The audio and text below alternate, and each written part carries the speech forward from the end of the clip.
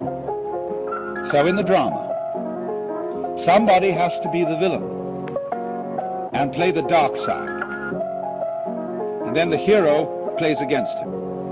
If you go to the theater for a good cry, then you let the villain win and you call it a tragedy.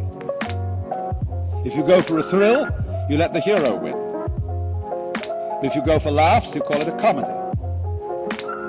There are different arrangements then between the hero and the villain. But in all cases, when the curtain goes down at the end of the drama, the hero and the villain step out hand in hand, and the audience applaud both.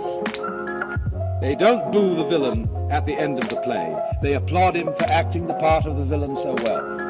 And they applaud the hero for acting the part of the hero so well. Because they know that the hero role and the villain role are only masks. And so you see behind the stage too, there is the green room, where after the play is over and before it begins, the masks are taken off. And so the Hindus feel that behind the scene, that is to say, in reality, under the surface, you are all the actor, marvelously skilled in playing many parts and in getting lost in the mazes of your own minds and the entanglements of your own affairs, as if this were the most urgent thing going. But behind the scenes, in the green room, you might say in the very back of your mind, in the very depths of your soul, you always have a very tiny sneaking suspicion that you might not be the you that you think you are. The Germans call it a Hintergedanke, a thought way, way back in your head that you will hardly admit to yourself. Because, of course, you've been brought up, most of you, if you were brought up in the Hebrew Christian tradition, it would be very wicked indeed to think that you were God. That would be blasphemy. And don't you ever dare think such an idea. Which, of course, is all as it should be, because the show must go on. Until, of course, the time does come to stop.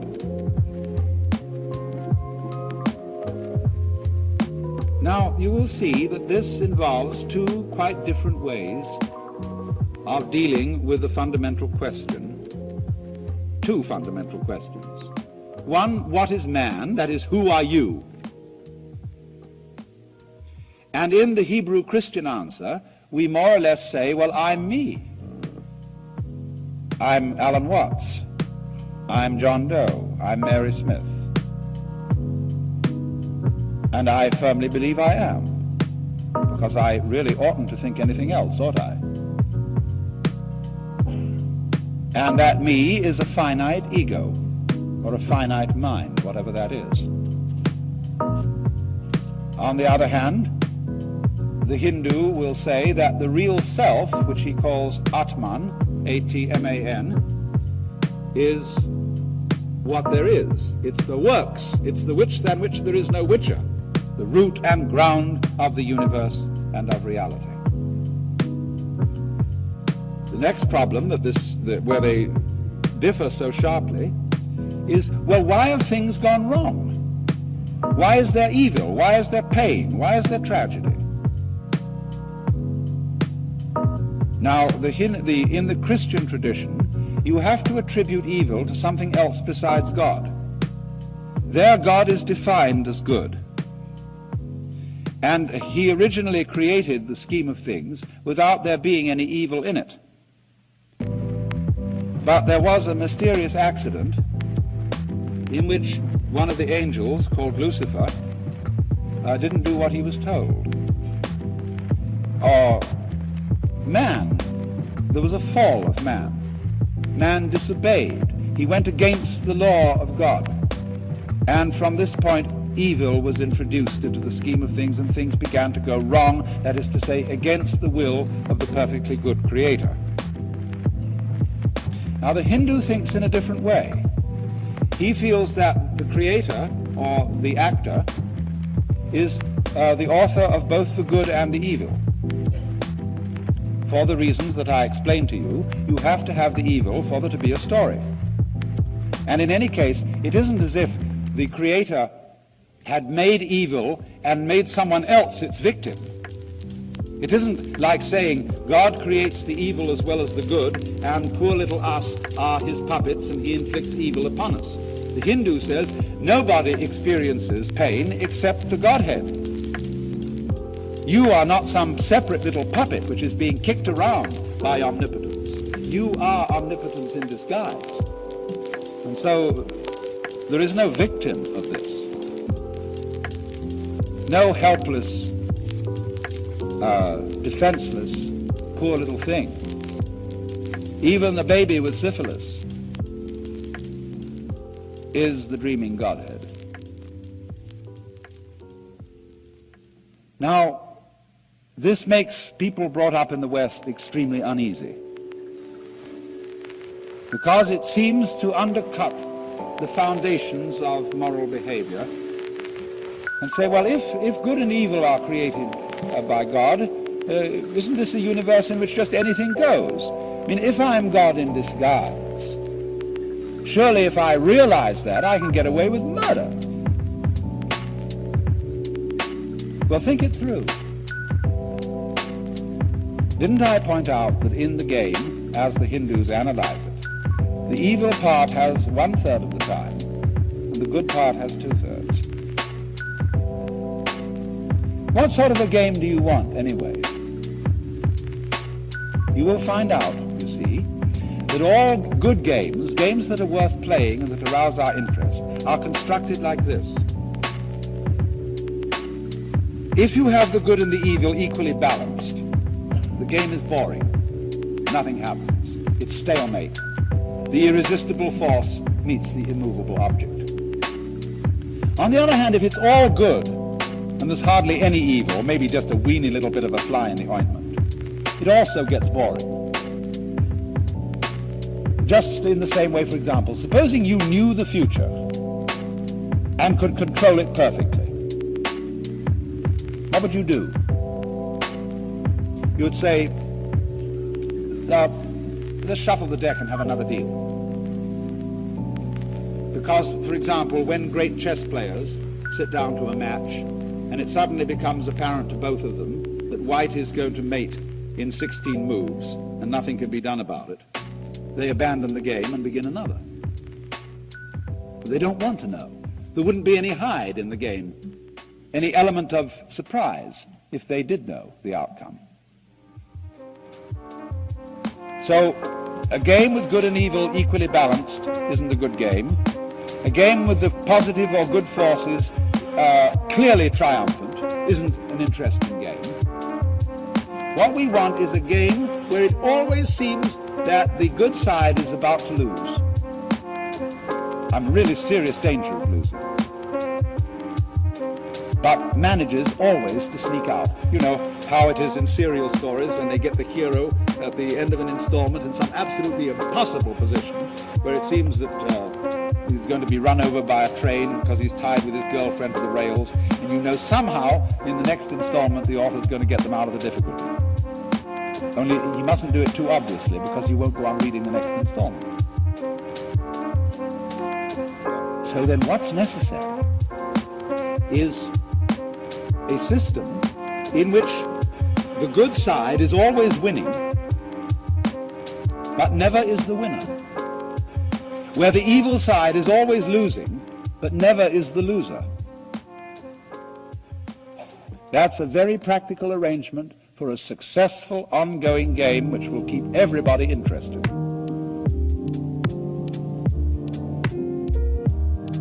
And you must watch this in practical politics.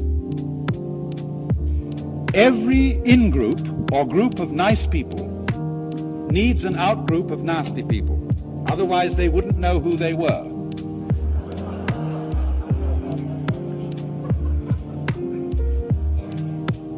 And you must recognize then that this out-group is your necessary enemy, whom you need. He keeps you on your toes, but you mustn't obliterate him. If you do, you're in a very dangerous state of affairs. So you have to love your enemies in this sense, regard them as highly necessary, and to be respected chivalrously. We need the communists, and they need us. The thing is to cool it and play what I call a contained conflict. When conflicts get out of hand, all sides blow up. Oh, of course, I suppose then there's another deal, maybe 1,000,000 years later. Now, let me see if I can for a moment put these two visions of the world together. It seems that if you believe the Christian, Hebrew, Islamic view, that you can't admit the Hindu view. Because if you're a Christian, the one thing you cannot believe, if you say you're at all Orthodox, you're an Orthodox Protestant Bible type, or if you're a Roman Catholic, you can't believe that you are God. And so that excludes Hinduism, apparently. But let's go back to Judaism for a minute and ask this question. If Judaism is the true religion, can Christianity be true too? No. No. Because there's one thing in Christianity that the Jew can't admit, and that was that Jesus Christ was God. That is unthinkable for a Jew, that any man was indeed God in the flesh. All right, second question. If Christianity is the true religion, can Judaism be true too? The answer is yes, because all Christians are Jews. That is to say, they have taken in the Jewish religion, lock, stock, and barrel, in the Old Testament, into their own religion. Every Christian is a Jew plus something else, which is his particular attitude to Jesus of Nazareth. Now then, let's play this game once again. If Christianity is true, can Hinduism be true? The answer is no, for the reason that we've seen. The Christians will say Jesus of Nazareth was God, but you aren't. I'm not. Now then, if Hinduism is true, can Christianity be true? The answer is yes, because it can include it. But how? What would be the attitude of a Hindu to a very sincere and convinced Christian? He would say, bravo. Absolutely marvelous. What an act. Here in this Christian soul, God is playing his most extraordinary game. He is believing and really feeling that he's not himself. And not only that, but that he is living only one life. And in that life, he's got to make the most momentous decision imaginable. In the course of this 80 years and 10, he's got to choose between everlasting beatitude and everlasting horror. And he's not quite sure how to do it.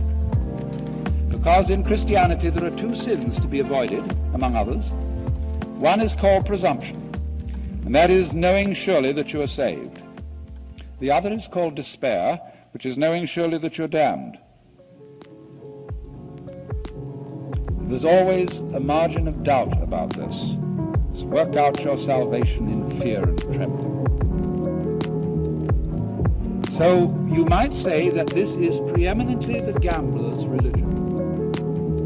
Imagine, at some great casino, late at night, there is some marvelous master gambler who's been winning all night. And then suddenly he decides to stake his whole winnings on whether the ball lands on red or black. Sensation! Everybody gathers from all over the casino to watch this terrific gamble.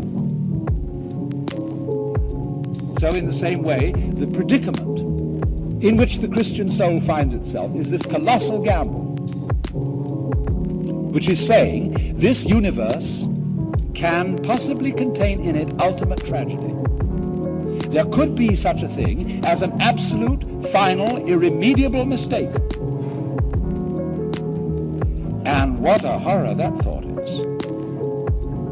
And so the Hindu is sitting in the audience, fascinated by this Christian's extraordinary reckless gamble. He says, that's a beautiful game. The Christian doesn't know it's a game, but the Hindu suspects it is. And he's a little bit admiring it, but not quite involved. Now you would say, perhaps, now you ought to be involved. Give your whole self to this. Make an act of commitment. You know, once to every man and nation comes the moment to decide.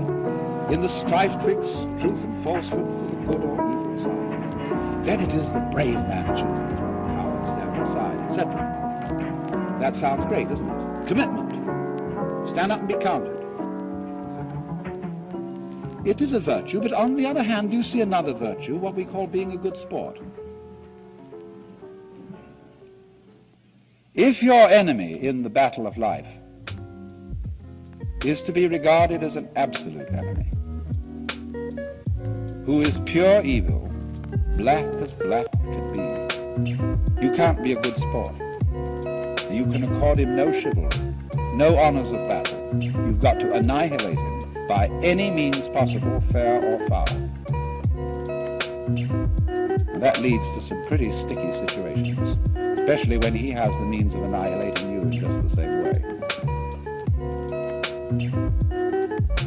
But if, on the other hand, in all contests, you know that while you're going to take it seriously and regard it as very important, in the back of your mind, in that little Hintergedanke, you know it is not ultimately important, although very important. And this saves you. This enables you to be a good player. You may worry about the word play, because we often use the word play in a trivial sense. Oh, you're just playing. As life, you mean life is nothing but a game? The Hindus indeed call the creation of the universe the Leela, or the game, or the play of the divine. But we also use play in other senses. When you see Hamlet, which is by no means trivial, you are still going to a play. In church, the organist plays the organ. And in the book of Proverbs it is written that the divine wisdom created the world by playing before the throne of God. Play also, you see, has a deep sense. When we say music, even the music of Bach, as a great master of what we call serious music, is still playing. And so in the deeper sense of play, the Hindu sees this world as play, and therefore that the intense situations, personally, socially, and so on, that we're all involved in, are seen not as bad illusions, but as magnificent illusions, so well acted that they've just about got most of the actors fooled, so that they've forgotten who they are. And man thinks of himself, when he's been fooled, as a little creature that comes into this world, which is all strange and foreign, and he's just a little puppet of fate. And he's forgotten that the whole thing has at its root the self, which is also yourself.